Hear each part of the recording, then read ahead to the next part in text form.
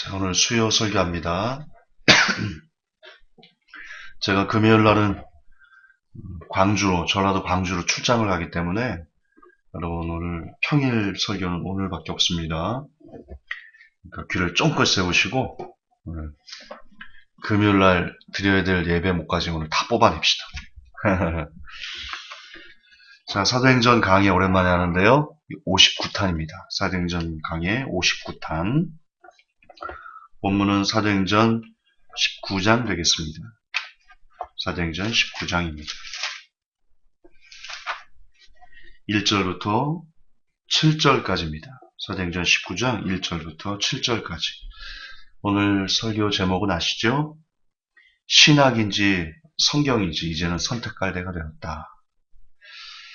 여러분이 오늘 읽으실 이 본문 사도행전 19장 1절에서 7절에 우리가 그동안 들어왔던 그 신학에 바탕한, 교리에 바탕한 설교, 오늘 그게 무참히 깨지는 이 짧은 본문 안에 그런 개인적인 작은 역사가 일어나기를 소망합니다. 본문 함께 읽겠습니다.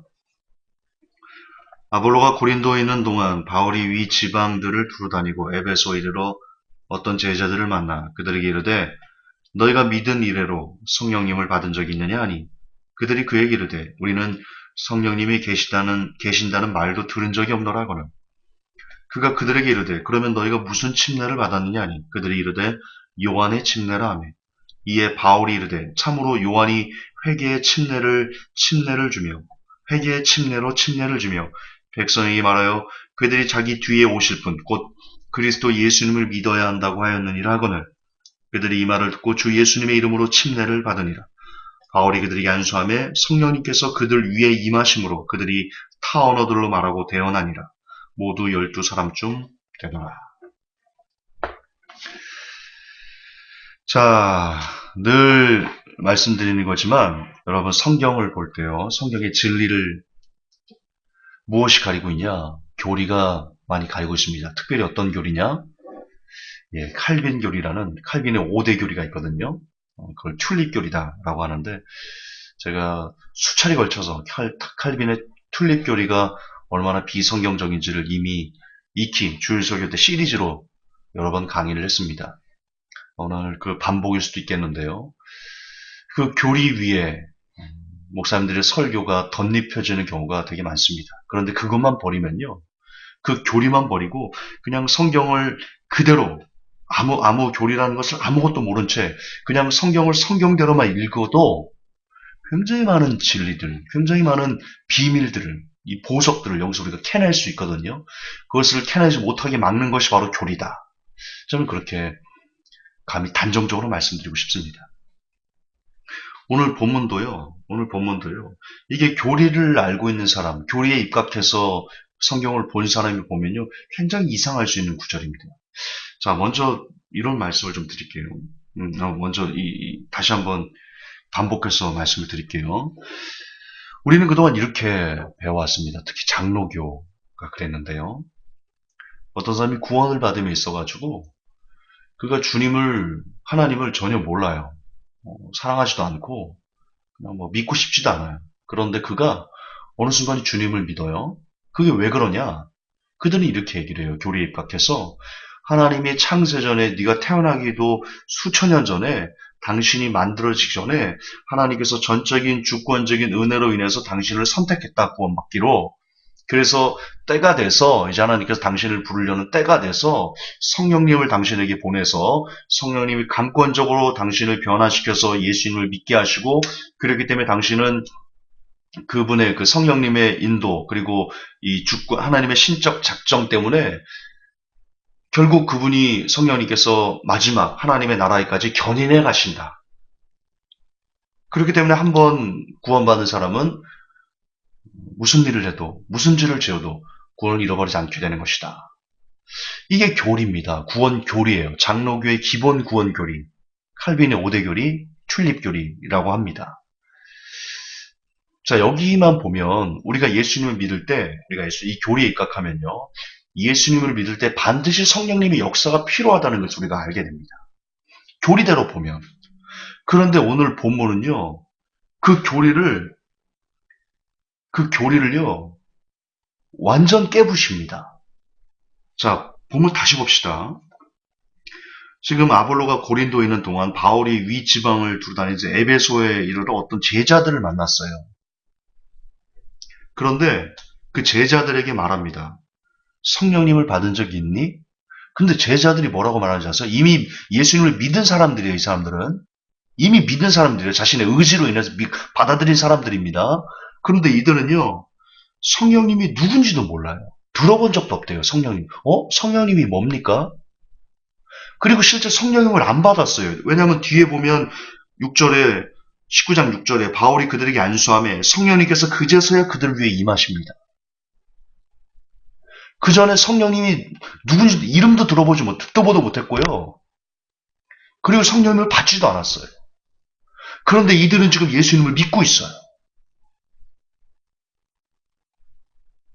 예수님을 믿고 있어요. 자, 이 교리를 갖다 대보자고, 이 성경 구절을. 둘 중에 뭐가 틀린 겁니다. 칼빈 교리가 틀렸들은 지금 우리가 들어왔던 그동안 들어왔던 구원 교리가 틀렸든 아니면 이 사도행전 19장 1절부터 7절이 잘못 기록됐든 둘 중에 하나입니다. 두 개 같이 갈 수 없어요. 다시요. 칼빈 교리 어떻게 얘기하냐? 구원 교리를 어떻게 설명하냐?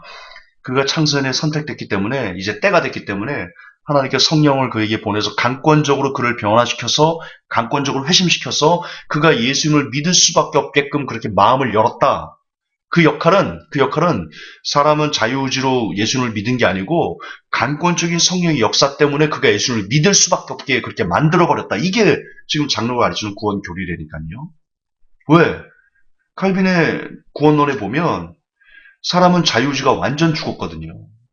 사람은 절대로 자기 혼자 예수님을 믿을 수 없거든요. 그렇게 완전 타락해서 절대로 성령의 역사가 아니고 있으니까 믿을 수 없다라고 얘기를 하거든요. 자유주의가 완전 죽었답니다. 그럼 뭐예요, 지금? 이 사도행 19장 1절부터 7절이 잘못 기록된 거예요? 그들 교리대로라면? 여기는 분명히 그들이 자유의지로 받았어요. 성령님 없이 받았어요, 예수님을. 성령님 없이 예수님을 믿고 있어요, 지금. 구원자로. 그리고 제자가 된 사람들이에요. 그 나중에 성령님에 대한 해석과 설명을 듣고 그리고 사도 바울이 기도했겠죠. 하나님 이들에게 성령을 허락해 주세요. 하나님께서 그런 사도 바울의 기도를 듣고 응답하셔서 그제서야 성령님을 이들에게 보내주셔서 그들이 성령님을 받아요. 성령님 없이도 예수님 믿잖아요. 자유의지가 있잖아요. 자유의지로 그가 받아들였잖아요, 예수님을. 어떻게 설명할 거냐고요.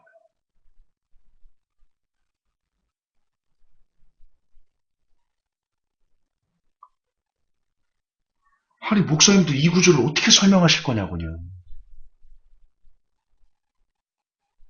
둘 중에 하나 틀렸다니 같이 갈 수 없다니까요, 여기는.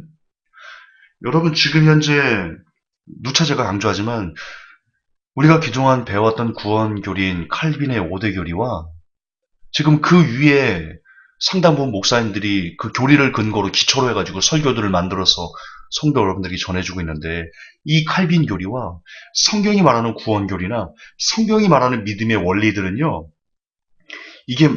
이게 교차점이 없어요. 대단히 힘들어요, 교차점을 찾는 게. 그냥 두 개 다 똑같이 달리는, 그냥 평행선을 이루고 쭉 달리는 그런 형국이거든요, 지금. 만나지가 않아요. 가면 갈수록 만나지가 않아요. 그 중간에 우리가 서 있어요. 왼쪽에는 칼빈 교리가 달리고 있고 오른쪽에는 성경이 달리고 있어요. 그 중간에 우리가 달리고 있어요. 지금 그 중간에 우리가 위치했어요. 여러분, 이 선택은 여러분들이 하셔야 돼요. 그리고 이제는 그 선택을 하셔야 돼요. 왜냐? 둘 중에 하나는 다른 거예요. 성경에서 칼빈 교리가 나온 게 아니고요. 지금 보세요. 제가 그렇게 많이 강조하지 않습니까? 성경에서 칼빈의 구원론이 나온 게 아니에요. 성경이 아니에요, 이거는. 여러분은 전혀 이상한 교리를 지금 성경이라고 속아서 좀 배우고 있는 거거든요. 다시 얘기할게요. 사람은 성령 없이도 예수님을 믿을 수 있어요. 인간의 자유의지는 심각하게 타락했지만 하나님의 말씀이 빛이 비춰주면요. 그 빛에 그 하나님 말씀이 인간의 타락한 완전히 그 타락한 이런 심성을 뭐라고 말할까? 그 빛이 살아나게 못할 것 같아요? 하나님의 말씀이 그렇게 능력이 없어요? 그래서 복음을 두나미스, 성령 역사를 두나미스, 복음의 능력이 그거지 않습니까? 죽었던 자유의지라도 하나님의 말씀이 비춰지는 순간 그는 살아날 수 있어요. 그게 하나님의 말씀의 능력이죠. 복음의 능력이죠. 복음의 권세지요. 그래서 그걸로 자기가 얼마든지 예수님을 받아들일 수 있어요. 성령님이 없이도. 이거는 굉장히 중요한 점이에요. 왜냐하면 우리가 왜 견인돼서 무슨 죄를 지어도 그 하나님 나라에 들어간다라고 목사님들이 말씀하시면 그 근거가 뭐냐면 그가 성령을 받았다는 거예요. 믿음은 다 성령을 이미 받았다는 거예요. 이미 다 거듭났다는 거예요. 이게 굉장히 위험하다니까요. 믿을 수 있어요. 그러나 그 믿음이 반드시 성령님으로 내가 거듭났다라는 것을 증명하는 것은 또 아니에요. 이거 굉장히 중요한 부분입니다. 그 믿음을 우리가 계속해서 마지막까지 갈고 닦아야 돼요. 그래서 사도 바울은 두렵고 떨림으로 구원을 이루라라고 말한 거고요. 그래서 사도 바울은 얘기한 겁니다. 내가 너에게 복음을 전한 후에 내가 나를 복종하는 이유는 내가 버림을 받을까 두렵기 때문이다. 여러분 한 번 구원 영원한 구원은 성경적인 거 아니에요. 진짜 아니에요. 근데 그거를 규명하기 위해서는 이 난제, 과연 성령님이 없이도 사람이 예수님을 믿을 수 있는가? 아니면 반드시 성령님이 역사하여야지만 사람이 예수를 믿을 수 있는가? 이 난제가 해결돼야지. 그래야 그 다음에 있는 구원론에 대한 본질을 우리가 깨달을 수 있게 되는데요. 근데 오늘 성경을 보면 사람은요, 성령님 없이도 예수를 믿을 수 있어요. 하나님께서 사람을 그렇게 디자인하셨어요. 자유의지를 갖고 그가 예수님을 받아들일 수도 있고 거부할 수도 있는 참 놀라운 겁니다. 감히 사람이 하나님을 거부할 수 있다? 감히 사람이? 물론 사람에게 그런 능력이 있는 게 아니에요. 하나님께서 사람을 그렇게 만드신 거예요. 그러니까 그것도 하나님의 능력이죠. 사람은 참 특별한 존재입니다. 그래서 짐승과 다른 너무나 특별한 하나님께서 굉장히 사람을 특별하게 지으셨어요. 저는 그것을 인정합니다. 성경을 계속 읽어보면 참 사람을 다르게 만드셨다. 참 귀하게 만드셨다. 그런 생각을 할 수밖에 없게 됩니다.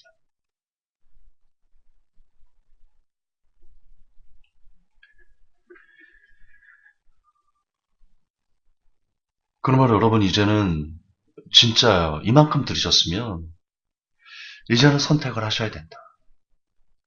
이제는 선택을 하셔야 된다. 칼빈의 구원 교리를 계속 쫓아서 갈 것인가? 아니면 이 성경과 다른 이야기를 하는 이 칼빈의 구원 교리를 여러분들이 버리실 것인가? 저는 버려야 된다고 믿습니다. 칼빈의 구원 교리는요, 인간이 만든 전통, 인간이 만든 유전입니다. 2000년 전 유대인들이 예수님을 왜 구박하고 핍박하고 결국엔 십자가에 못 박았습니까? 그 이유가 무엇입니까? 그들이 수천 년 동안 계속 가져왔던 인간의 장로들의 유전과 전통들을 그들이 더 유대인들이 즐거워했고 그것을 기꺼워했고 그것을 받아들이고 고수하려고 했기 때문에 결과적으로 예수님을 십자가에 못 박은 겁니다. 여러분 이 시대도 마찬가지입니다. 500년 동안 길들어왔고 발전되어 왔던 이 잘못된 구원관 칼빈의 오대교리, 튤립교리라는 인간이 만든 전통과 유전을 계속해서 사람들이 성경과 다름에도 불구하고 계속해서 고집한다면 2000년에 있었던 그 일이 지금 시대도 똑같이 일어날 겁니다. 성경대로 믿으려고 하는 사람들, 성경대로 한 번 구원 영원한 구원이 아니고 정말 구원을 위해서 두렵고 떨림을 이뤄가려고 하는 사람들, 성경대로 믿으려고 하는 사람들을 핍박하는, 구박하는, 그래서 이단으로 매도하고 돌팔매를 하고 교계에서 매장시켜버리고 결국, 결국 우리가 십자가에 똑같이 예수님처럼 직접적인 건 아니지만 영적으로 십자가에 매달리는 그런 순교의 길을 가는 거와 마찬가지인 거죠. 그런 일이 지금 벌어지고 있는 거죠, 이 시대에. 왜? 그들이 인간의 전통과 유전을 고수하니까. 장로들이 유전을 계속해서 고수하니까. 이 시대 목사님들이 2000년 전의 장로 그리고 지도자들이지 않겠습니까?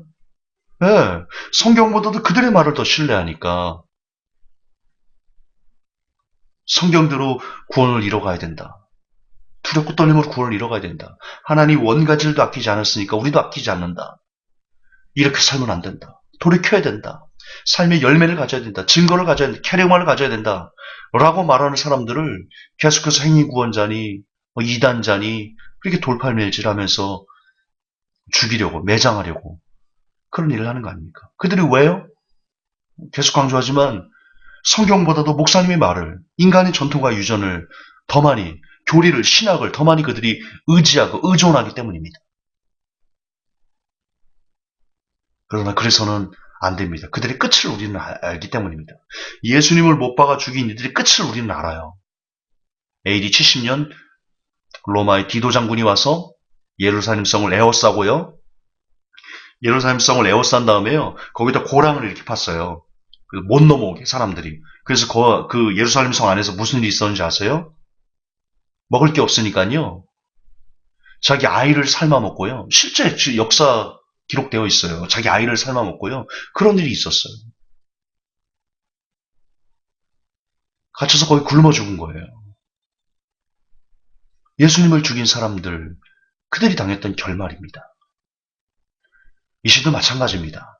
말씀대로 성경을 믿고 말씀대로 살아가려는 하는 사람들은 어떤 교리나 인간의 전통이나 어떤 목사님 말이 아니라 신학자의 말이 아니라 그냥 성경이 있는 대로, 성경이 말하는 대로 그렇게 그냥 성경의 머리 헤딩하면서 그래 말씀이 이렇게 써 있으니까 이렇게 밀어야지 이렇게 살아야지 이거 진짜 이거 너무 어려운데 그래도 이렇게 써 있으니까 이렇게 가야지 그렇게 성경대로 가려고 하는 사람들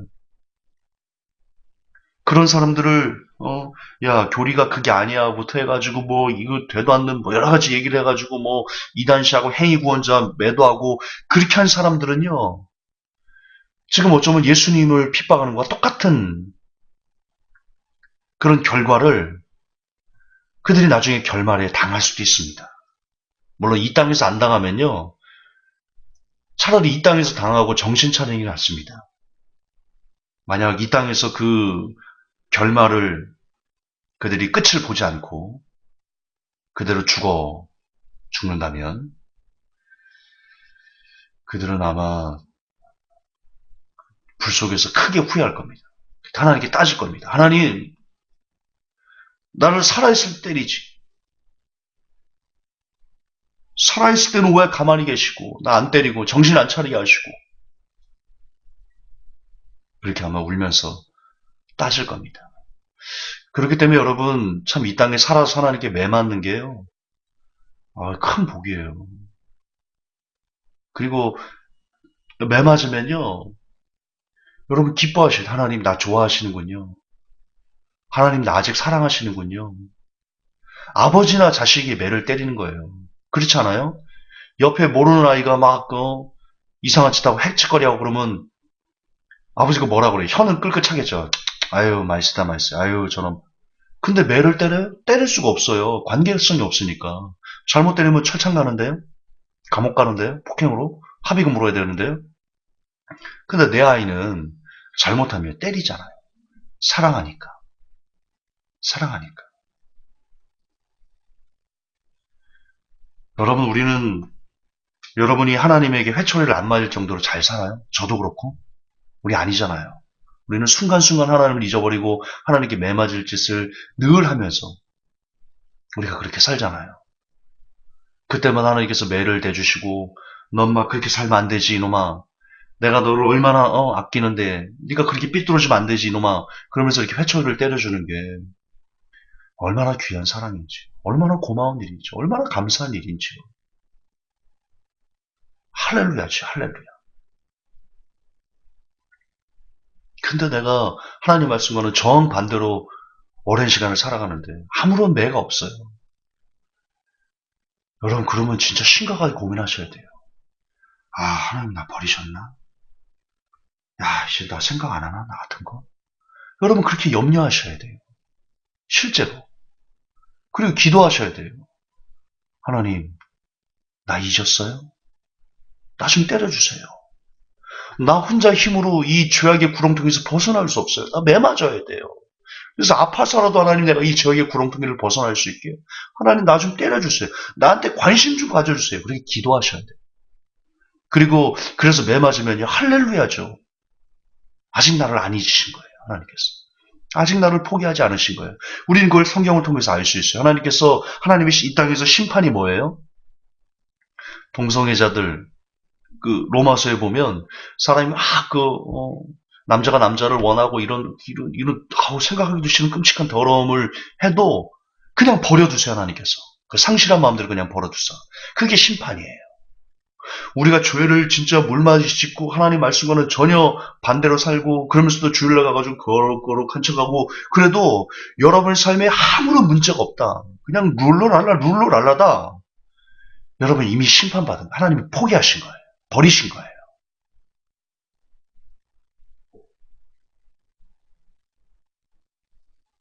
성경대로라면 그래요. 하나님의 심판은요. 그냥 그가 죄를 짓든 말든 엄청 거부가 돼가지고 그 돈으로 막 온갖 더러운 짓을 다 하고 다니든 말든 그냥 내버려 두는 거야. 내버려 두는 거야. 그거의 심판이에요. 그거의 심판.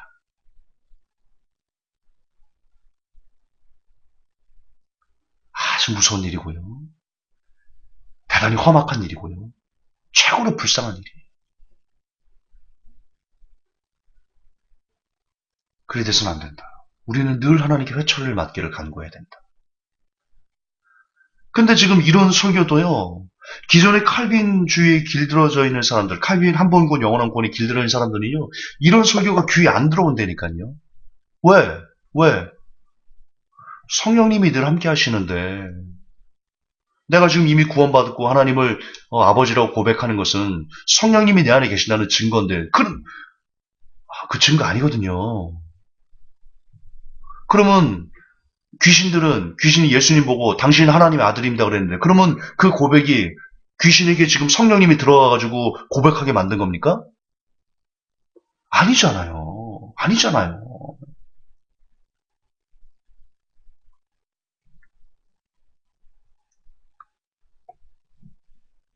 그런데 그들은 성령님이 내 안에 들어오셔서 내가 지금 교회를 다닌다. 내가 지금 예수를 믿는다. 내가 지금 직분을 맡은 거다. 라고 이렇게 그들이 이해하기 때문에 교리가 그들에게 만들었기 때문에 성령님이 함께 내 삶에 가까이 하시는데 내게 이러한 일들은 다 좋은 거예요. 막 돈을 억수로 많이 벌었어. 그걸로 진짜 막 허랑방탕하게 살아도 그래도 뭐 성령님이 나와 함께 하셔서 이 문을 열어주신 거기 때문에 난 축복받았다 이거야. 복을 받았다 이거야. 그리 돼버린다는 거죠. 그래서 여러분 이게 쉬운 문제가 아니다. 이 칼빈의 구원론, 튤립 교리에 입각한 설교를 듣고 그것을 아멘하고 그것을 내 삶의 가치관으로 삼고 내 믿음의 기준과 표준으로 삼고 성경을 읽거나 그러면 굉장히 많은 부분이 왜곡돼서 읽혀지고 실제 삶으로 그것이 나쁜 열매로 나타날 가능성이 아주 높다라는 거. 우리가 기억해야 됩니다. 그러므로 살기 위해서라도 이제는 여러분이 선택을 하셔야 됩니다. 칼빈의 튤립 교리를 선택할 것인가? 거기에 입각한 목사님들의 설교를 기준 삼아 여러분의 신앙을 세울 것인가? 아니면 그런 걸 다 버리고 인간의 전통과 유전들을 다 버리고 오로지 성경으로만 말하고 오로지 성경으로만 대답하고 오로지 성경으로만 삶의 가치 기준을 삼고 우리가 이 주님을 섬겨가는 마지막 때 삶을 살아갈 것인가? 이 중간에서 우리가 무엇을 잡을 것인가를 결정하는 것은 어쩌면 우리의 영생을 좌지우지하는 대단히 중요한 너무나 중요한 그런 일이라 저는 믿습니다. 부디 회복의 모든 성도 여러분들에게 그리고 이 메시지를 듣는 모든 사람들에게 현명한 선택이 주어지기를 예수님의 이름으로 부탁 권면합니다. 하나님, 오랜만에 사도행전 강의 59탄을 했습니다. 그동안 우리가 교리에 입각해서 들어왔던 설교와 성경이 말하는 내용이 너무나 다릅니다. 이 가운데 우리들이 있습니다. 하나님, 우리가 옳은 판단을 할 수 있도록, 옳은 선택을 하여서 그것을 붙잡고 마지막 때 하나님께서 원하시는 삶의 길을 우리가 잘 걸어갈 수 있도록 도와주시옵소서. 걸어가신 우리 주 예수님 이름 받들어 감사하며 기도하옵나이다. 아멘. 주님 감사합니다.